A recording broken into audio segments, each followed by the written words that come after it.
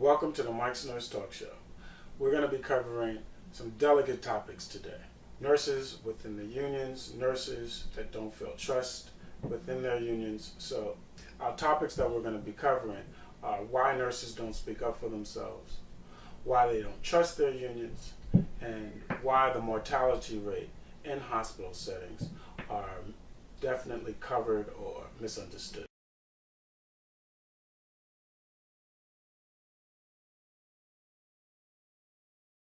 Discussion we'll have is on the topic of nurses not feeling safe to discuss or disclose some of the wrongs that they feel are being placed on them. Most of it is patient staffing ratio, and most nurses don't discuss how devastating it is for them to take on assignment, and then if they protest that assignment, their job is challenged. Most of these nurses are women. There's more men coming into the field like myself who may speak up for themselves, but will still feel challenged if administration comes down on them and they are threatened by their employment. Most, they're generally threatened by their license and having some sort of an indelible mark placed on it because they didn't take an assignment. These assignments can vary like this. You'll come in, you'll receive a report from a nurse if you're in a day shift or an evening shift, and they'll give you a rundown of several patients having several diseases with one main reason for being admitted. And that admitting diagnosis could be the main focus. However, these patients a lot of times have other ills, other diagnoses that needs to be handled. How are they handled? Through the nursing process and the medical process. When we get orders from physicians generally are not able to oversee their orders like nurses are. They cannot oversee their patients like nurses can when they're in those types of settings.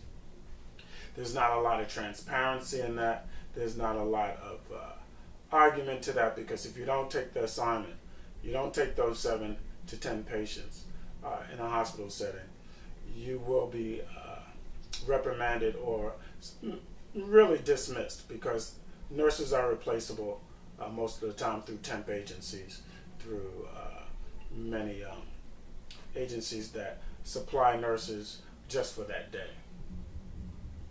which is another problem faced in unions, where nurses can just come in, not be oriented properly, and cause many problems, and it's not cost effective to the hospital because they won't get paid by the insurance companies if it is directly affected by that particular practitioner. The idea that a nurse can take in a nursing home 45 to 55 patients has also been a study we did within our company, and these nurses feel that if they spoke up to that particular administration, they would definitely be fired on the spot and replaced within an hour. These nurses have to give out meds by this. They first have to pick up the orders. They have to make sure that order is right for that patient. They have to crush the medication. They have to mix the medication with applesauce and then stand there and give it to one patient. Do their vital signs. Make sure that this patient has taken the medication, and have to do that 3 times within a shift, an 8-hour shift. It's not realistic. It's really poor management if a nurse feels that their license is threatened. But I like to hear from the public, really, through a peace journalism type of perspective, and how we can appeal to these institutions, to nursing administrations in these facilities, their businesses now, on how we're going to be able to appeal to them and not have our nurses threatened, not close down hospitals because of it. It's pretty challenging now to have the nurse-patient ratio adequate for a nurse from learning, from being able to handle all of the patient's needs, from the admitting diagnosis to the associated diagnosis, the diagnoses that are secondary to their diseases or tertiary to their diseases.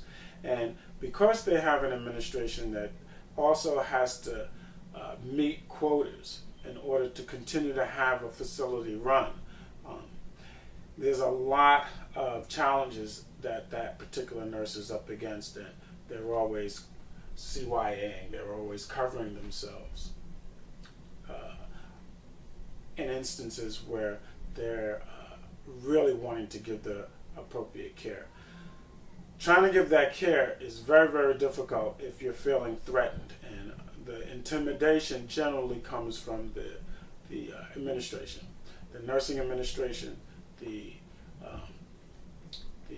board of directors, they're saying, the administration in the human resources department, that if you do not take this assignment, we will replace you. You are dispensable. We have generally these institutions have a temporary agency that's contracted with them, and they'll replace the nurse right away. So there's a lot of intimidation, there's a lot of fear. And in culture, there's a lot of fear because nurses are, most of the time, most nurses, most hospitals are staffing nurses from other cultures that have come here on stipends or because of governmental trades. And a lot of times they're very scared of speaking up. They don't know what to do anymore. And the nurse-patient ratio in hospitals and institutions are generally 7 to 1 nurse. In a step-down unit, it's 4 to 1 nurse.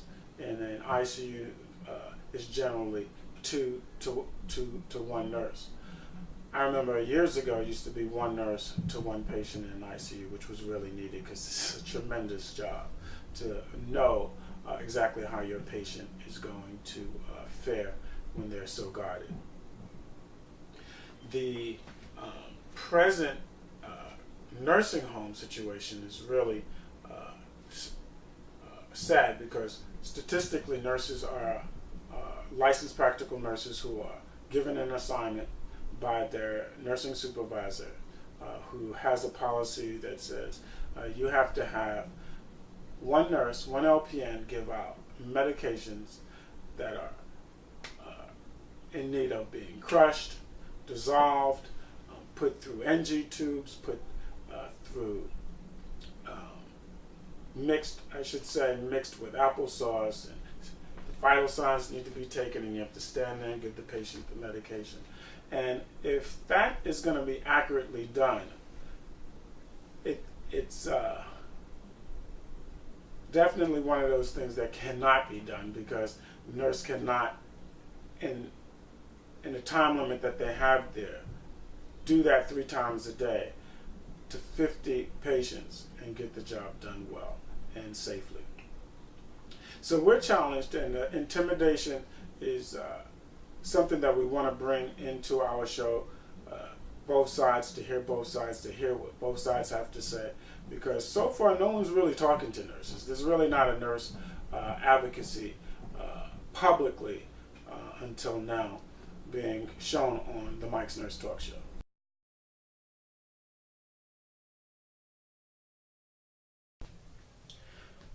Welcome back. We're going to cover topic 2, which is why nurses feel that their unions are not protecting them. There's a whole process that happens if a nurse is in an institution or even outside of an institution, but we'll be focusing more on institutionalized nurses where they are in a hospital or a clinic setting, not so much in a doctor's office, which has its own anonymity, and or if they are practicing within a temporary agency. But in a hospital setting or in a clinic setting, most often if you're reprimanded and you're told to get a delegate because whatever happened in any given situation, a nurse feels that if they're fighting for their rights or protest of assignment, that the unions are not helping them. Those unions that we talked about earlier are within the city of New York, DC 37, 1199, and most of all, New York State Nurses Association, which handles all of the professional staff of registered nurses. These nurses say they don't feel protected by their unions because they feel the unions have now gone business on them in a sense that they favor the hospital administrators and the hospital administration more so than the nurse, or stick up for the nurse in a given situation of a protest of an assignment. These assignments can range, like I said, from a nurse getting anywhere from 6 patients to 10 patients. I remember when I was working in hospitals, I would get 10 patients, and we would protest our assignment. And no matter how much you protested, you had to cover those patients if you wanted those patients to be cared for. Most of us wanted our patients to be cared for, and we did the best that we could, and that was that time. I think statistically, from what we've gathered so far, in institutions, most of these nurses are given 6 or 7 patients and can receive an 8th patient if the patient is coming up to them through an emergency room, or from an ICU down to a regular med-surg floor. So depending on where the nurse is, they can end up with 8 patients. The nurse feels that after going to get the delegate, bringing the delegate to the nursing office or the human resource department, wherever that meeting is going to occur, if this nurse is going to be reprimanded, they don't feel that they're going to be represented properly during arbitration, and that their license is in jeopardy. The whole license threat has been a big thing in nursing, and because a lot of nurses are not born here, or not citizens, and more nationalists, they are not apt to fight civilly like we are, the American nurses. American nurses have been known to protest and strike and cause change. There's a lot of threat to that. They feel that the nurses are not strong enough because there's such a dichotomy between the nurses. There's such a convolution of ideas and different types of nurses that their union is threatened by that. I'll have some nurses from different unions come on the next episode that are part of different hospitals and discuss why they think nurses don't feel protected in their union. I know, I remember when I was working in hospitals, I had 2 different unions I was under, and one was 1199, a great union. It sort of taken a lot of nurses through their education, and it was a great help, but as far as representation towards some of the accusations that were placed upon some of these nurses to fight through the arbitration board, they felt that the union was weakened by the administration as it is today. The New York State Nurses Association, however, has been one of those unions that when I was working in hospitals was pretty geared towards nurses that culturally were represented, opposed to represented by the union itself not being prejudiced by the administration.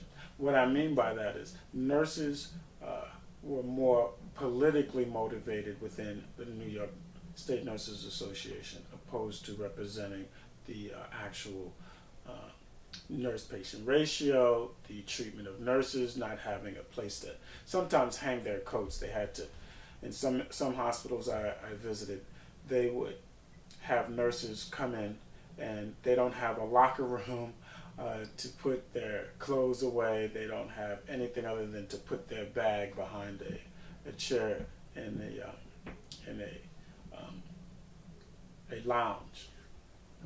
Nurses are really one of those fields where you don't know sometimes what type of nurse you're getting as well. If it's a nurse that has an associate degree, or a nurse that has a bachelor's degree, or a nurse that has a master's degree, and now that nurses are nurse practitioners, and a lot of them are still working in hospitals today, you're not really sure what type of nurse you're getting unless it's explained to you.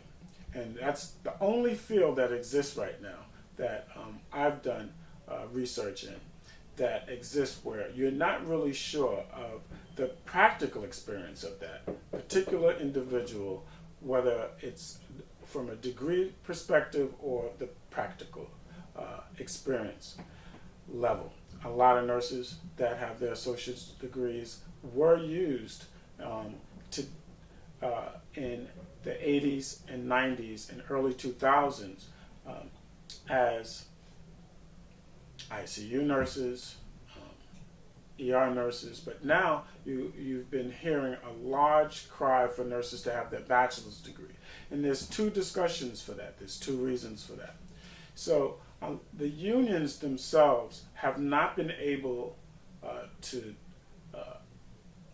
challenge the education department and challenge the institutions on this. And so they've reached a point where it's such a big problem that now nurses do not trust their unions. They do not feel comfortable going to a union delegate, going to a union organizer, going through a full a stance to argue the point through arbitration.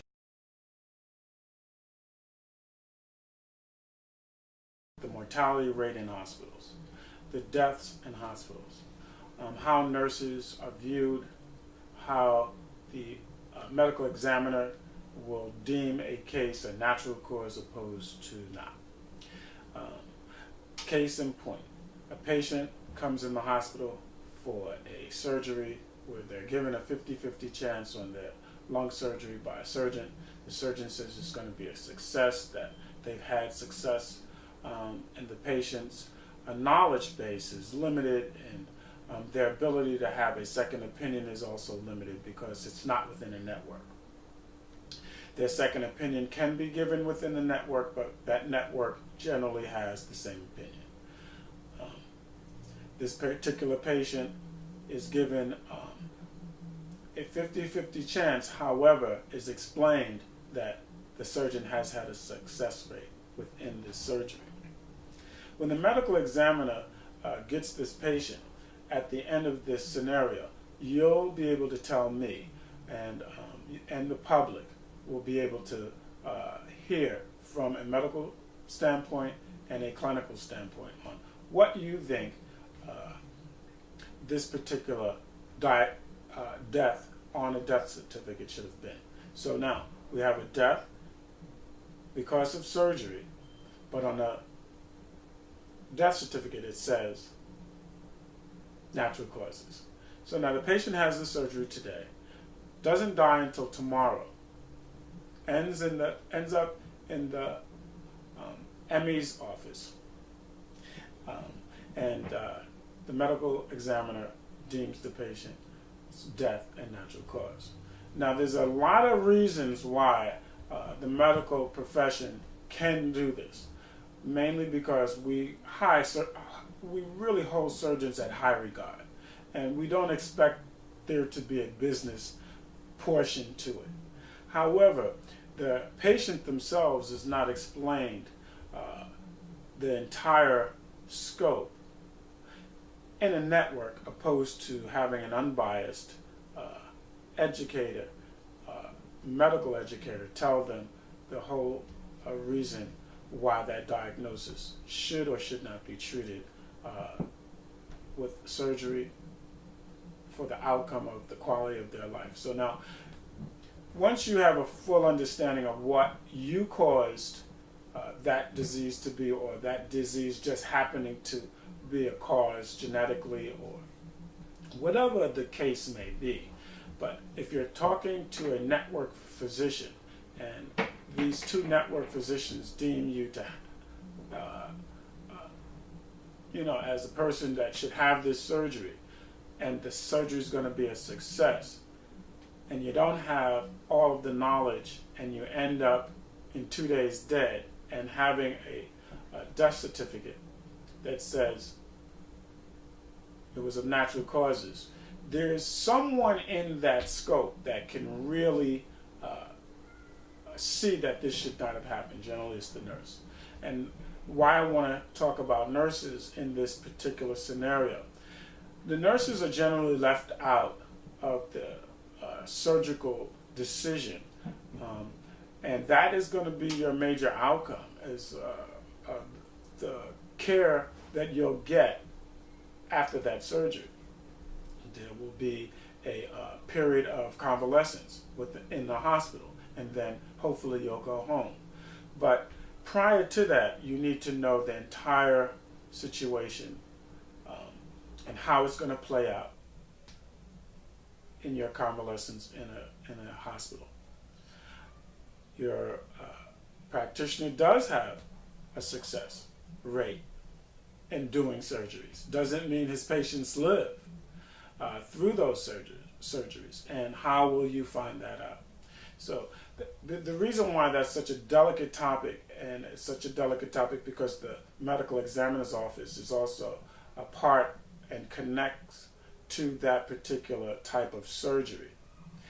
And the nurse is generally on the back burner and is unable to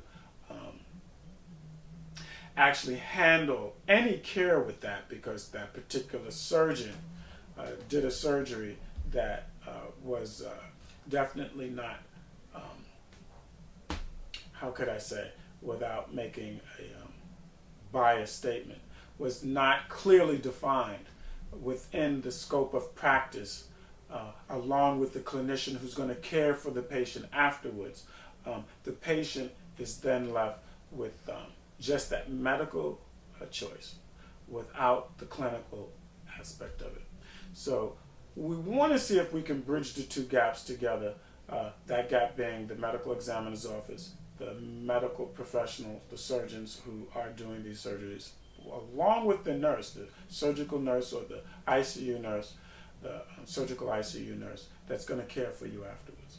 I have come across in my experience, the vast experience that I've had throughout many years of my practice, that these decisions have to be clearly defined, and it's in the patient's best interest to have a clinician, a nurse that's educated, that's a specialist in that area, to give their opinion from a factual base on the outcomes of those types of surgeries.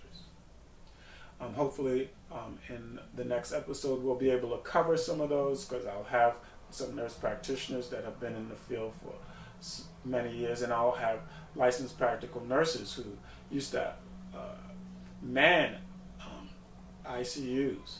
These nurses were licensed practical nurses who have been able to work in ICUs many years ago, and now they've been phased out, and registered nurses have we've been handling the same things those licensed practical nurses used to handle on a practical level. Degree-wise, of course, they did not have the degree, but they were definitely carrying out the pathways, and that would be in favor of your outcome. So hopefully we'll be able to carry on this conversation in the next episode. Thanks for visiting the Mike's Nurse Talk Show.